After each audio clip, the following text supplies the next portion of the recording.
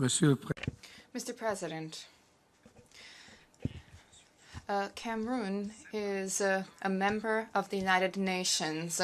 Hence, it is with tremendous pleasure and a great honor for me to introduce the statement, the pre-recorded statement of His Excellency Paul Biya, President of the Republic and Head of State of Cameroon. The statement to be delivered by His Excellency Mbella, Minister for Foreign Relations.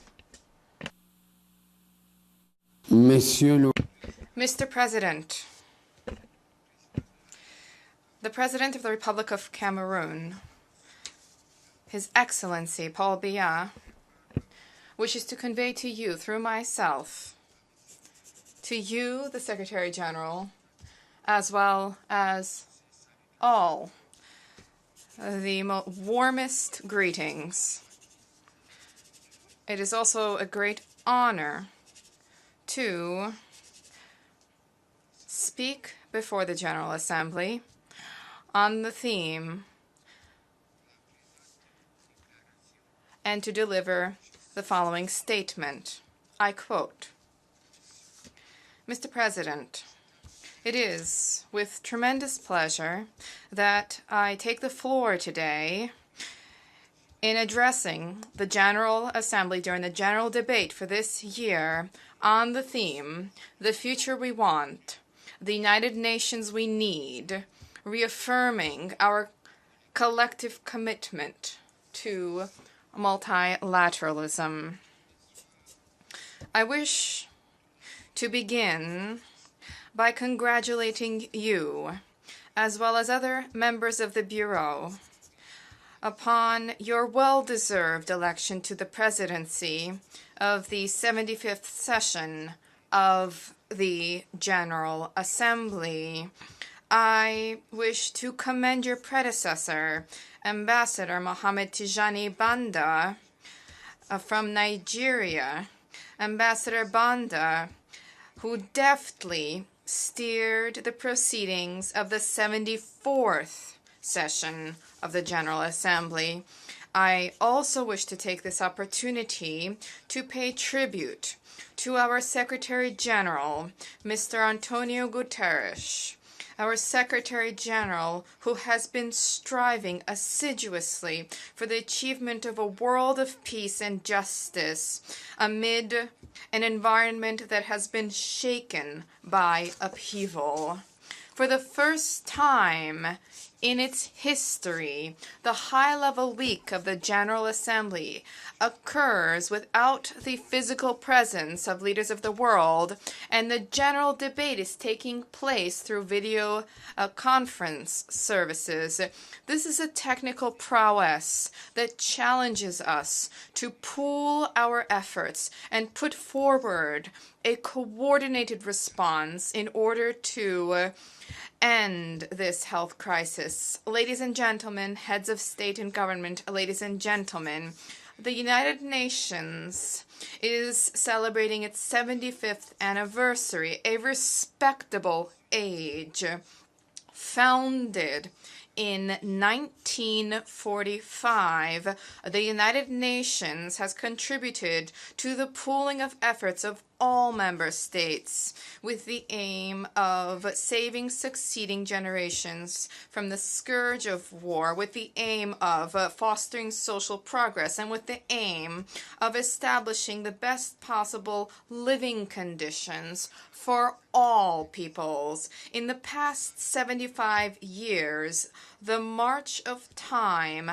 has shown that the success of the mission conferred upon the United Nations hinges on the ability of the United Nations to bring parties together in order to tackle the myriad challenges that the world faces at present. Excellencies, ladies and gentlemen, whether we like it or not, multilateralism is vital. Nationalism is at times seductive. However, It is incumbent upon us to acknowledge the fact that our present-day problems are largely transnational in nature. There are many, but I would mention inter alia, climate, global warming, migration, terrorism, myriad forms of trafficking, among others. The only way to tackle these issues is through international cooperation. For more than 7 decades, multilateralism has saved the world and shielded the world from the tragedy of another world war. Multilateralism has contributed to economic development, has contributed to technological progress in many parts of the world. Certainly, the United Nations has played an important role in this process. However, it is evident that numerous conflict hotspots and tensions persist. At the same time, there are new threats emerging, as I have already mentioned. Rising inequality is among them. Cameroon ardently hopes that in this globalized world there will be a particular focus on the manipulation of public opinion and specifically on the spread of fake news by social networks. These increasingly constitute genuine threats to peace. Beyond statements of goodwill, my country is of the view that the achievement of the Sustainable Development Goals also hinges on the way each member of the international community shoulders their responsibilities. Notwithstanding our limited means, Cameroon has endeavored to make progress towards poverty eradication, towards the promotion of rule of law, and towards improvements in the quality of education. However, it behooves us to acknowledge the fact that the road ahead of us is still long. The road ahead is still long for low-income countries. Excellencies, ladies and gentlemen, since its creation, the United Nations has engaged in conflict management and the conservation of peace. The multiplication of peacekeeping operations perfectly encapsulates this reality. More than 70 peacekeeping missions have been deployed by the United Nations to support peace processes, and these include inter alia disarmament, demobilization, reintegration, and repatriation operations. These include monitoring of ceasefires, and these include the maintenance of public order. There has been growing collaboration between the United Nations and other multilateral fora in these areas. This growing collaboration helps to further progress in multilateralism. This is specifically the case with the African Union, with which joint missions have been deployed. This example serves as inspiration for largely African missions. As a troop contributor to United Nations peacekeeping operations, Cameroon has proffered an ongoing commitment to peacekeeping and international security. My country has indeed continuously contributed to this multilateral endeavor. For decades, Cameroon has been providing troops to peacekeeping operations such as MINUSTA, such as MONUC, such as MINUSCA, such as MONUSCO, and I believe that this is something to take great pride in, quite deservedly. Ladies and gentlemen, the maintenance of peace and security also requires the United Nations rise to the occasion and decisively tackle the issue of climate change, which has an impact on security. And yet, some parties continue to deny this reality despite the proliferation of natural disasters, which serve as a constant reminder of this reality. It is clear that climate change poses a formidable threat to human life. And for this reason, urgent measures need to be adopted to ensure the future of humanity and to ensure that all people enjoy the right to live in a healthy environment. Mr. President, Excellencies, ladies and gentlemen, peace is not merely the absence of war. Peace also is access to food, access to basic services. Hence, our hope is that there will be a greater focus on the question of development. Presently, as we speak, a number of developing countries, particularly in Africa, but elsewhere as well, are continuing to fight against poverty. It is important for the most developed countries' markets to be more open to those least developed countries. This opening can meaningfully supplement official development assistance and technical assistance that these countries receive from abroad. As regards Cameroon, our goal is to build a society where the basic needs of all are met.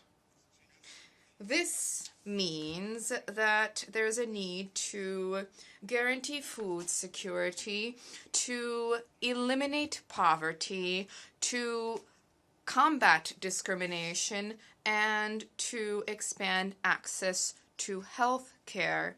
In this spirit, my country has adopted a national poverty reduction strategy. These are efforts that have been undertaken by my country, Cameroon, and yet these efforts have been stymied by the atrocities perpetrated by the Boko Haram sect.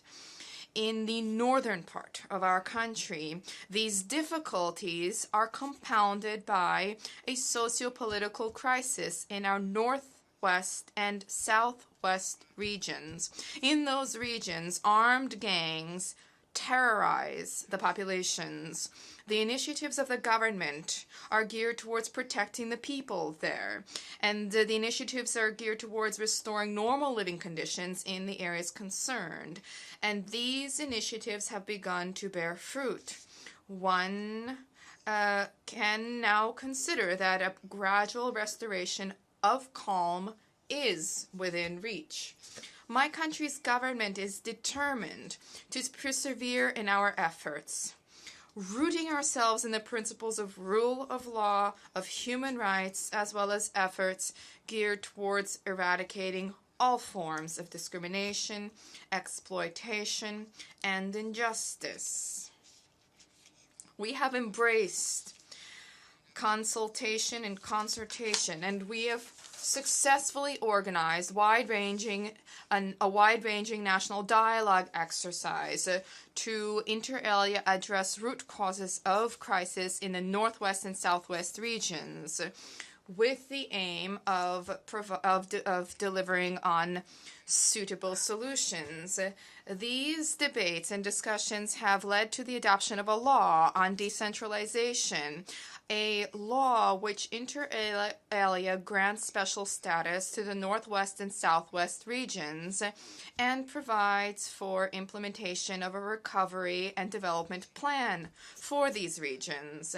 Cameroon has spared no effort in seeking to tackle threats to our stability and development. Yet, we must acknowledge that it is difficult for a country to single-handedly combat terrorism. For this reason, it behooves me to call upon the United Nations to close ranks and combat terrorism wherever it manifests itself. Mr. President, Excellencies, ladies and gentlemen, after 75 years of progress towards multilateralism, racism persists. The obstacles to free movement of people are rising once again. Fear of the other, specifically of the migrant, continues to loom large. These are all issues that require authentic multilateralism to be addressed. It goes without saying that revitalization of the General Assembly needs to be accompanied by reform of the Security Council, which has been underway for a number of years already. On this question, Africa expects of all partners that they put forward robust solidarity to be reflected in the establishment of 2 permanent seats with the relevant rights and 2 non-permanent seats to redress a historic injustice. And it appears that all parties today agree on this. The successful conclusion of negotiations on these 2 reforms would be the best birthday gift that we member states can offer to both the United Nations and all of humanity to ensure that the United Nations remains best positioned to promote peace, security, and social progress. I thank you for your kind attention.